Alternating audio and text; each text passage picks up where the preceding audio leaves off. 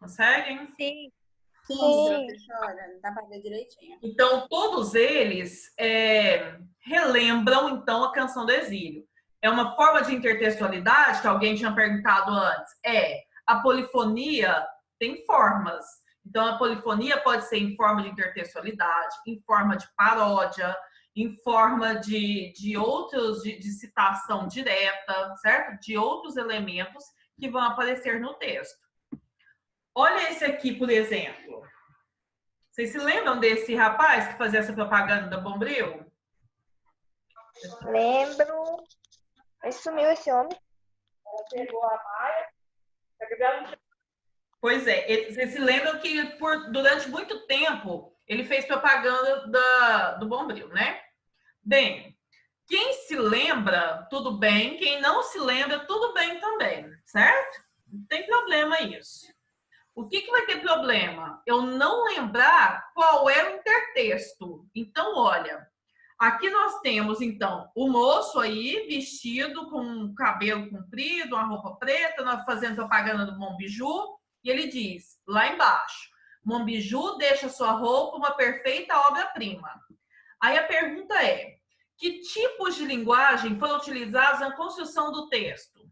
Que tipos de linguagem a gente tem aí? O texto é o todo, tá? É o anúncio inteiro. Visual. Tem uma imagem que provavelmente da Mona Lisa, né? Que é um conhecimento geral mundial, já vai chamar atenção por isso. E essa cara de paisagem dele. Não era boa, não, as propagandas da Bombril, não. Então, nós temos dois tipos de linguagem. A linguagem o quê? Visual. Escrita. Escrita. Então, os nomes linguagem não verbal, que é visual, e linguagem verbal. Certo? Quando eu pergunto então, linguagem, a linguagem é verbal, linguagem não verbal. O desenho, a exposição da figura do homem aí, isso aí é linguagem não verbal. O texto, o nome, Bombril, nome Monbiju, o texto escrito embaixo, a frase que está embaixo, linguagem verbal, é o que está escrito. Então, se for desenho, pintura, qualquer tipo de texto visual, é linguagem não verbal. O escrito, linguagem verbal. Tudo bem? Anotem isso aí, porque isso aí não vai no slide, não. Aí pergunta assim, ó, observa a figura central do anúncio. Notamos que não se trata de um anúncio comum, pois nele há a voz de outro texto bastante conhecido, com o qual o anúncio estabelece uma relação de intertextualidade. Que texto é esse? Que texto conhecido é esse que estabelece essa intertextualidade?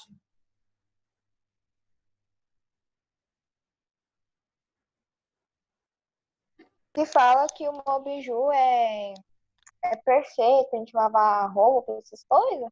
Não. Qual é o outro texto que estabelece a intertextualidade? Que outro?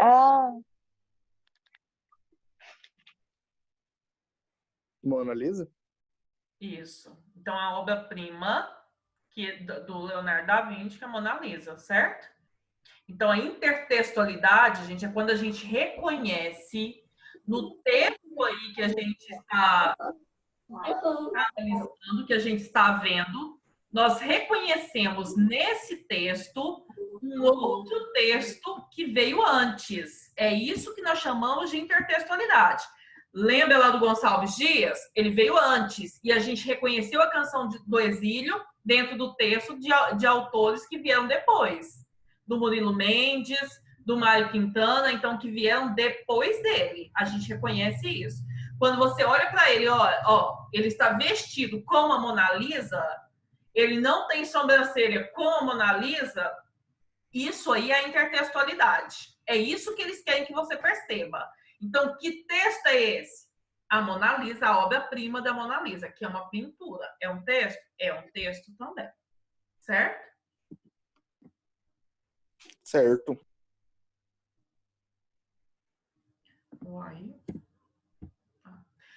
Fazendo um cruzamento entre a parte verbal e a parte visual do texto, notamos que há entre as duas linguagens um ponto em comum, que as aproxima e amplia o sentido de cada uma. Qual é ele? Qual é o ponto em comum entre a parte não verbal e a parte verbal? O que aproxima os dois? Qual é esse ponto comum?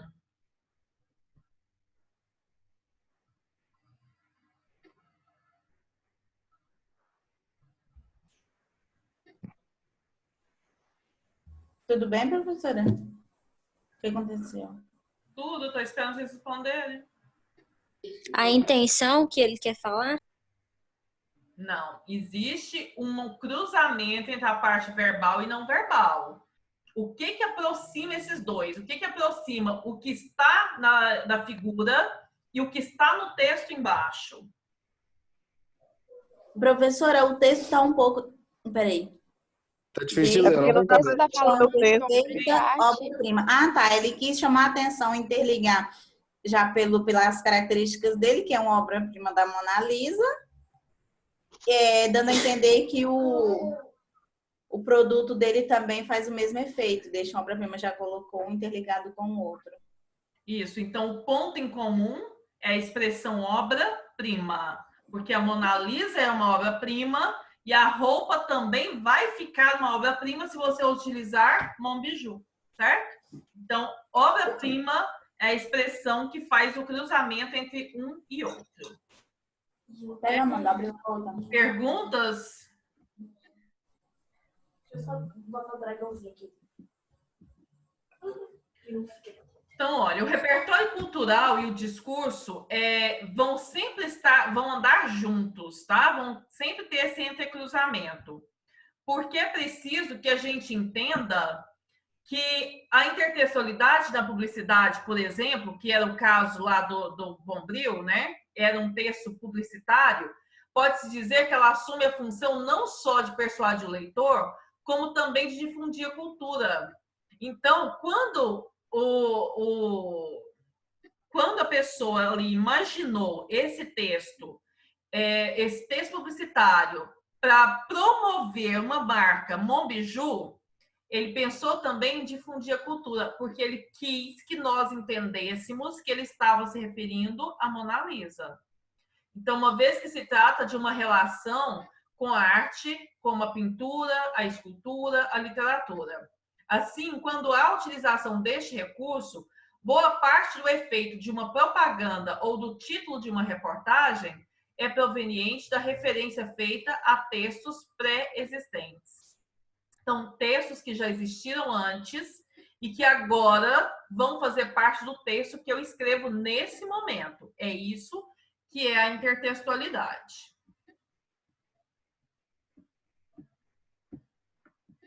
Então, esses textos, ora são retomados de forma direta, ora de forma indireta, levando o destinatário a reconhecer no enunciado o texto citado.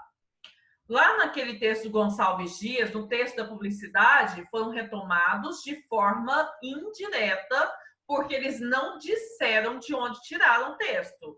Então, o Mário Quintana, ele faz uma alusão ao texto, mas ele não cita o Gonçalves Dias. É para nós, leitores, entendermos. Isso é indireto. E quando eu cito, é direto. Em que momento que eu tenho que citar, em que momento que eu não tenho que citar. Se for um texto literário, se for arte, se for um texto publicitário, não precisa citar. Você pode apelar para que o seu receptor entenda essa intertextualidade. Se for um texto científico, o seu TCC, por exemplo, você tem obrigação de citar. Se você não cita de onde você tirou aquela ideia, significa dizer que você está fazendo plágio. O Murilo Mendes não fez plágio do Gonçalves Dias, porque a literatura permite isso. Mas se você fizer a mesma coisa e não disser que é do Gonçalves Dias, se você colocar isso lá no seu TCC e não disser que foi o Gonçalves Dias quem disse, isso é plágio. E o plágio, gente, ele anula todo o seu texto, certo? Ele zera o texto. Ok? Por essa razão, o repertório cultural do interlocutor é importante na interação comunicativa, pois, em muitos casos, ele é essencial para a construção do sentido do texto. quando há uma intertextualidade, a gente apela para que o receptor entenda esse meu repertório. Então, eu tenho que contar com a compreensão do receptor. Se o receptor olhar para aquele texto lá e não souber que é a Mona Lisa, o texto não atinge, a mensagem não atinge o receptor, ele pode ler o texto, ele pode ver o texto, mas ele não compreende a totalidade do texto. Se ele não tivesse entendido, se ele não tivesse esse repertório cultural e saber que aquele texto ali faz uma referência à Mona Lisa, certo? Então, se queremos que nosso interlocutor compreenda perfeitamente os sentidos que desejamos comunicar, precisamos levar em conta seu repertório cultural. Nós já falamos isso aqui hoje, inclusive, em outras aulas. É preciso que eu leve em consideração o repertório cultural da pessoa com quem eu converso. Se eu não tiver essa noção, porque eu não conheço o mundo dela inteiro. Quem conhece o mundo dela é somente ela. Mas eu preciso ter uma noção disso. Como que eu tenho a noção disso? Eu estou conversando com uma pessoa qualquer lá no ponto de ônibus. Essa pessoa começa a conversar comigo e falar umas coisas. A partir daquilo que ela fala, é que eu vou perceber o quanto que ela entende. Então, se eu estou conversando com uma menina de 15 anos lá no ponto de ônibus, e essa menina está fazendo ensino médio, está no primeiro ano de ensino médio, então eu não tenho que conversar com ela nada sobre enfermagem, porque ela não vai entender. A menos que ela tenha uma mãe que seja enfermeira. Ah, minha mãe é enfermeira e ela realmente, ela diz que nesse momento, lá no hospital, está acontecendo isso. Aí sim, ela vai ter um conhecimento de mundo para compartilhar com você. Se não tiver, ela não vai ter, porque ela não tem que ter mesmo. Ela só tem 15 anos. Então, a gente vai adquirindo esse conhecimento de mundo com o passar do tempo. Vocês estão no primeiro ano de enfermagem. Vocês já têm um conhecimento de mundo, uma bagagem que vocês trouxeram. Tem alguns, inclusive, que já trabalham na área. Então, vocês têm um conhecimento técnico também. Mas o conhecimento total da enfermagem, vocês vão ter só no final do curso, certo? E vocês vão poder dizer assim, nossa, eu sei tudo de enfermagem? Nem no final do curso. Nem depois de ter feito doutorado em enfermagem. Vocês vão poder dizer, eu fiz tudo, sei tudo. Porque a gente só aprende tudo, gente. Fala assim, nossa, aprendi tudo mesmo só depois de morto. Porque até no último dia você está aprendendo. Então, não tem como a gente saber de tudo. Coisas novas vão surgindo. Surgiu aí um vírus que ninguém esperava.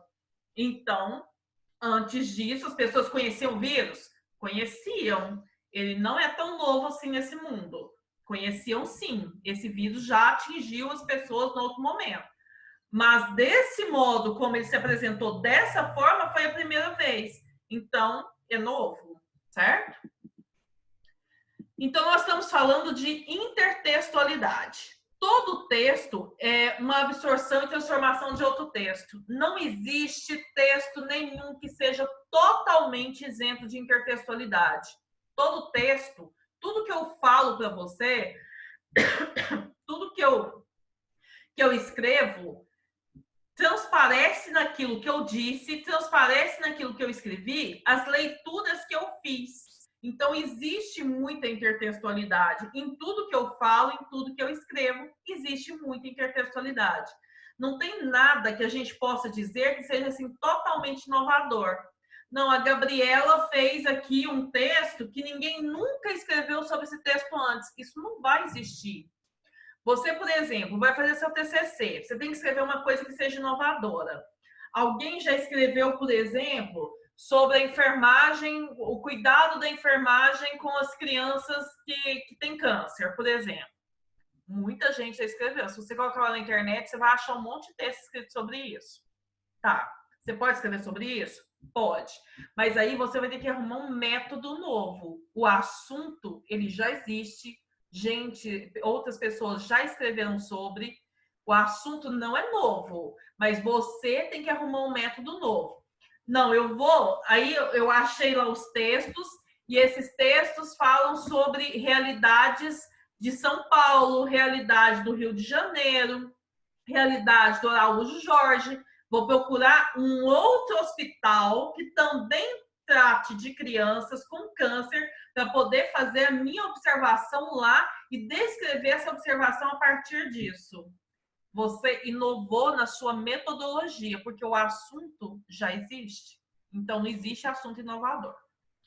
Não é possível ler senão comparativamente, ou seja, racionalmente. A gente só lê racionalmente. Não se trata tanto da opção entre comparar e não comparar. Não há, de fato, como não comparar.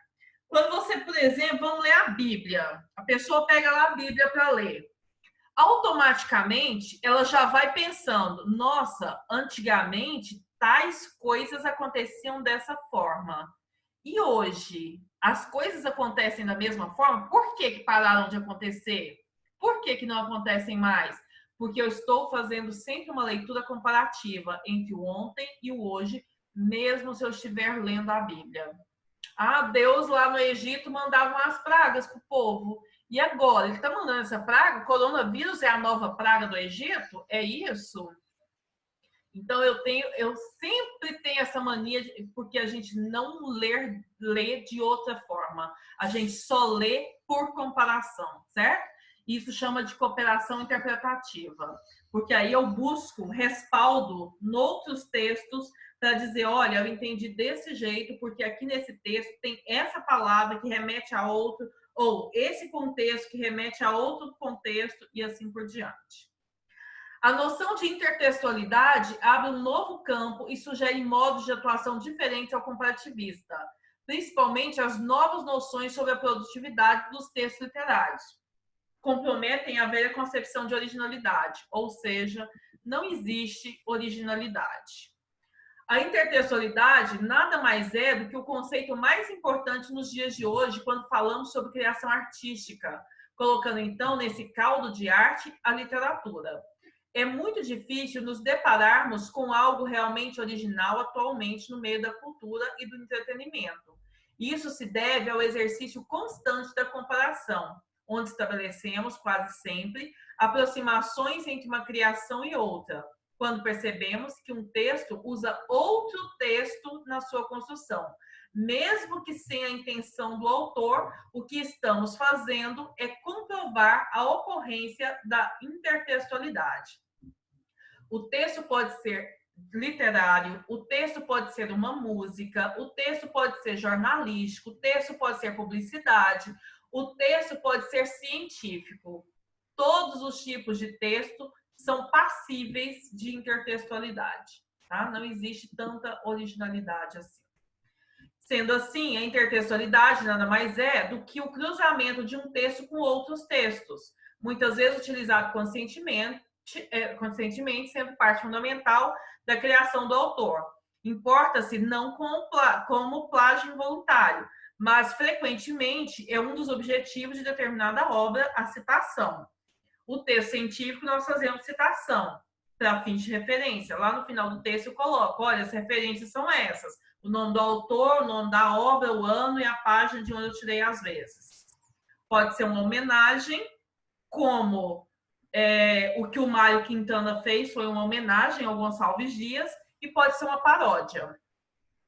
Vocês se lembram daquele programa Zorra Total? Nem sei se passa ainda. Mas naquele programa Zorra Total teve uma época que eles faziam uma imitação da Dilma. Eu não lembro o nome do personagem, mas ela era uma maquinista de trem. Vocês se lembram disso? Ou não? Sim. Aquilo é uma paródia. Então, eles pegaram um personagem, então eles pegaram ali uma figura pública. A figura pública é um texto? Todo mundo é um texto, certo? Então, pegaram ali uma figura pública, e aí pegaram algumas características, como o cabelo, os dentões dela, o jeito de vestir, os terninhos. E aí vestiram a maquinista daquele modo, e ainda colocaram a faixa presidencial, para justamente você fazer essa compreensão.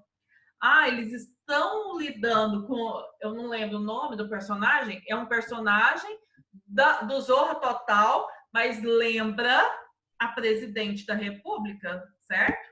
Então, lembra lá, no caso, a atual presidente. Credo, quem tá desenhando aí? Não, vocês vão parar de brincar com a tela? Tira isso daí, gente. Oh, meu Deus. Obrigada. Olha aqui. Aqui nós temos um filme do Shrek, que vocês já assistiram, né? Em algum momento da vida já assistiram algum deles.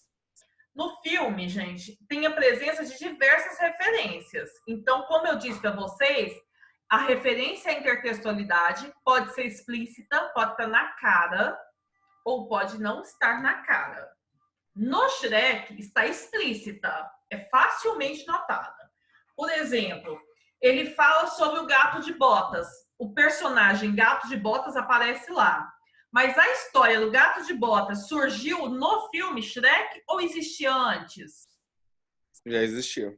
Já existia o Gato de Botas antes. Então, isso aí é uma intertextualidade. Como a gente já tinha conhecimento do Gato de Botas, o boneco lá o biscoito, né? Em formato de boneco. Também já tem uma história desse biscoito de antes. Então, isso aí é intertextualidade. A Fiona é uma princesa que no primeiro episódio, lá no primeiro filme, ela aparece esperando um príncipe, que é aquele loiro bonito lá que aparece, não é? O pai dela, a mãe dela querem isso. E ela está lá na masmorra do castelo, linda, esperando esse príncipe que vem no cavalo branco. Essa história do príncipe do cavalo branco, ela não é da agora também, porque ela lembra de outras histórias anteriores. A Rapunzel esperava um príncipe, a Branca de Neve esperava um príncipe, a Cinderela esperava um príncipe, todas as princesas esperavam esse príncipe. Além disso, ainda tem o fato de essas princesas aparecerem no filme. Então, elas estão lá no filme. Inclusive, elas vão aparecer reformuladas, mas estão lá. Então, aparece a Rapunzel, a Branca de Neve, a Cinderela, intertextualidade. Em alguns momentos que acontece lá umas confusões, existe um momento em que lembra o filme Matrix, daquele momento em que eles fazem aquelas cenas mais lentas. Então, tem os momentos lá no filme Shrek que lembra essas cenas lentas de briga, de luta lá do Matrix. Além das lendas medievais, quando ele fala lá, por exemplo, que é um reino tão, tão distante. O fato de existir um cavaleiro, existir um reino, que é o reino lá do pai e da mãe da Fiona. Então, tudo isso lembra as lendas medievais. Isso é intertextualidade. Entenderam isso? Perguntas? Nenhuma. Não? Vamos ver aqui, então. Aqui nós temos um texto do Maurício de Souza, né? Maurício de Souza escreve sobre a Mônica e os personagens lá da Mônica. Então, vamos lá. A Mônica chega lá no primeiro espelho, no primeiro quadrinho, ela chega no espelho e diz: espelho, espelho meu, existe garota mais bonita do que eu? E ela fica olhando para o espelho e o espelho não responde e ela diz: quem cala, consente. Essa frase, espelho, espelho meu, é do Maurício de Souza? Não. Não. É de onde? Branca de Neve. Oh, da Branca de Neve, é? Da Branca de Neve. Nome Era a bruxa da Branca de Neve que falava isso, não é? Ela ficava perguntando porque ela queria saber se a Branca de Neve era realmente mais bonita. Ah, tem um filme do Shrek que aquele rei fica falando, né? Com o espelho também. Justamente. Então, isso é intertextualidade. Então, a intertextualidade aqui nesse quadrinho da Mônica é esse espelho, espelho meu. E é o fato de ela conversar com o espelho, né? Olha aí o segundo. Nós temos o lobo mau e os 3 porquinhos, não é? Aí um porquinho olha e diz: você tem certeza de que não está na história errada? Ele pergunta isso pro Cascão. Também é um texto de Maurício de Souza. Então, o Cascão está na história errada porque é um intertexto. Então, a história dos 3 porquinhos e do lobo mau já existe. Essa história é lá dos irmãos Grimm, assim como a Branca de Neve, século XVIII. Então, já existia. O que o Maurício de Souza fez foi relembrar isso. Isso se chama intertextualidade, certo? Então, por que ele usou logo o Cascão para ser um dos porquinhos? Por ele não tomar banho, ser um porquinho. Porque ele realmente é um porquinho, porque não toma banho. Aí esse aqui ele fala assim, ó. Por favor, conta só mais uma mentira. Aí a gente olha aí, ele está em cima do nariz do Pinóquio. Por que em cima do nariz do Pinóquio? Porque o Pinóquio, quando mente, o nariz cresce, não é? E ele não quer se molhar aí na água do lago. Então, ele quer atravessar o riacho aí sem se molhar. Se o Pinóquio continuar contando mentira, o nariz dele cresce, ele chega do outro lado e atinge o objetivo dele. Então, o Pinóquio é uma intertextualidade. Então, viram aqui, nós tivemos várias intertextualidades com personagens de outras histórias. A história do Pinóquio já existia antes, dos 3 porquinhos existia antes, da Branca de Neve também. Ok, pessoas? Ok. Então, vamos lá. Esse aqui. Vocês conhecem Crepúsculo, né? Sim, Assistiram também? Eu não. muito. Para quem então assistiu, vai ser mais fácil identificar. Nesse aqui, no Shrek, o que estava lá, a intertextualidade, estava explícita. Aqui está implícita, está escondida, mas a gente pode identificar. Então, no Crepúsculo, é a história de uma moça que é normal, né, entre aspas, porque ela não é vampira, não é? Então, de uma moça que não é vampira e que quer se relacionar com um mocinho aí que é vampiro. Ou seja, eles não pertencem à mesma raça ou ao mesmo lugar. Eles têm lugares diferentes, como Romeu e a Julieta, que tinham famílias rivais, que não pertenciam também ao mesmo universo. Então, a gente pode comparar os 2 personagens aí do Crepúsculo ao Romeu e a Julieta, porque também era um amor proibido, porque eles não eram compatíveis. O pai do Romeu e o pai da Julieta achavam que os 2 não eram compatíveis, porque as famílias deles brigavam o tempo todo. Então, por conta disso, eles não podiam realizar esse amor. Do mesmo jeito, nós temos aí em Crepúsculo. Por que o amor não pode ser realizado? Porque os 2 não são compatíveis de novo. Cada um é de uma raça diferente. Tanto é que para eles ficarem juntos, ela também se torna vampira, não é? Nós temos uma intersecção também, uma intertextualidade com o Conde Drácula. O Conde Drácula aparece no filme? Os que assistiram. Não. Aparece? Não. Não. Não aparece. Mas por que eu posso fazer intertextualidade com o Conde Drácula? Vampiro. Porque fala de vampiro. Quem é o primeiro vampiro? O primeiro vampiro da teledramaturgia é o Drácula. Então, toda a história de vampiro que surge tem a ver com Drácula, não tem outro jeito. Então, foi a partir da história do Drácula que surgiu qualquer outra referência a vampirismo, certo? Então, por isso. E faz a referência também com o clássico lá da Disney, A Bela e a Fera. Porque a Bela e a Fera era realmente uma fera, então era um homem muito feio, que não era aceito pela sociedade, e uma mocinha toda linda. É a mesma história do Crepúsculo. Então, ele é a fera, o bicho feio, que não deve pertencer à sociedade, e ela é a mocinha bonitinha, bem aceita, porque ela é a normalidade que a sociedade prega. Então, que encaixa nos padrões da sociedade, impostos pela sociedade, né, professora? Justamente. Ele foge aos padrões, por isso ele é a fera, e ela está 100% dentro deles, Ela é a Bela. Pronto, a Bela e a Fera. Certo? Entenderam por que é implícita a ideia aí, a intertextualidade?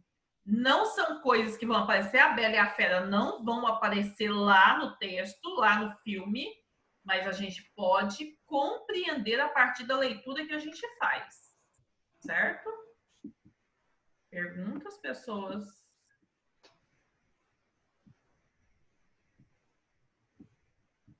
Vamos lá.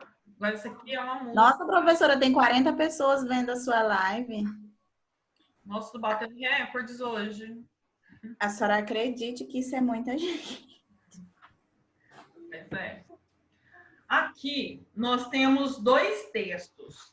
Carpe Diem, que é do Horácio, que foi escrito lá bem antes, né? Da Pitty ter escrito semana que vem. A Pitty é a cantora que vocês conhecem aí. Então, olha, no Carpe Diem é uma inscrição latina que significa aproveite o dia, certo? Então, ele diz o seguinte: não indagues muito, é cruel querer saber. Que fim nos reservaram os deuses? Nem fiques consultando os números babilônios. Pode ser que Júpiter te conceda muitos invernos, ou somente este último, como expressa agora o mar tirreno ao bater nas rochas. Ser sensato, bebe teu vinho e abrevia as longas esperanças, pois o tempo foge enquanto aqui parlamos. Curte o dia de hoje, não te fies no futuro. Ele fala, não fica perguntando demais, não, né? Não indagues muito, indagar é perguntar. É cruel você ficar querendo saber. Aí quando ele fala assim, fiques consultando os números babilônios, os babilônios foram os primeiros que acreditavam nesse negócio de zodíaco, de leitura de universo, dessas coisas, sabe? Astrologia. Os babilônios foram os primeiros a acreditarem nisso. Então não fica confiando nessa história, não. Júpiter era o mais poderoso dos deuses deles, né?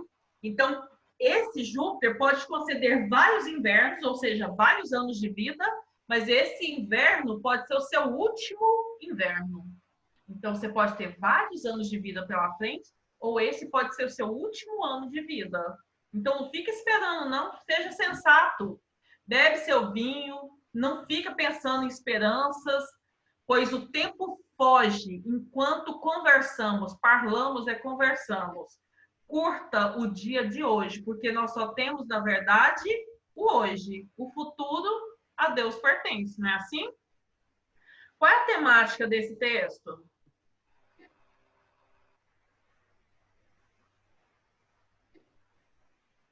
Qual a temática, pessoas?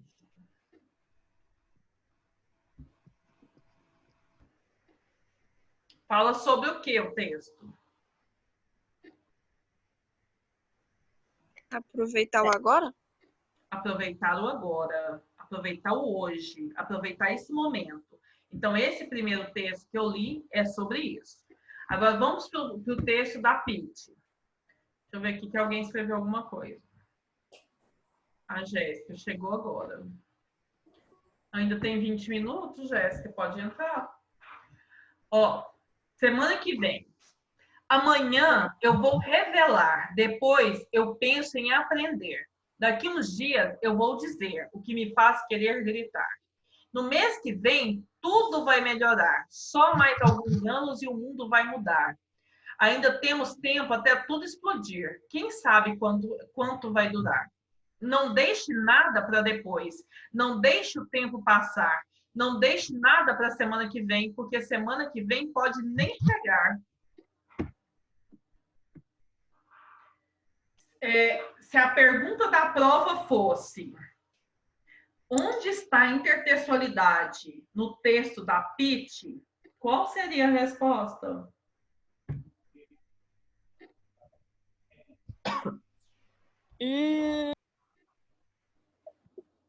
Essa é a primeira pergunta da prova. Eu tiraria um 0. E eu tiraria outro. Qual foi a pergunta, professora, por favor? Eu chutava e acertava. Onde está a intertextualidade no texto semana que vem da Pitty? Com o texto Carpe Diem, né?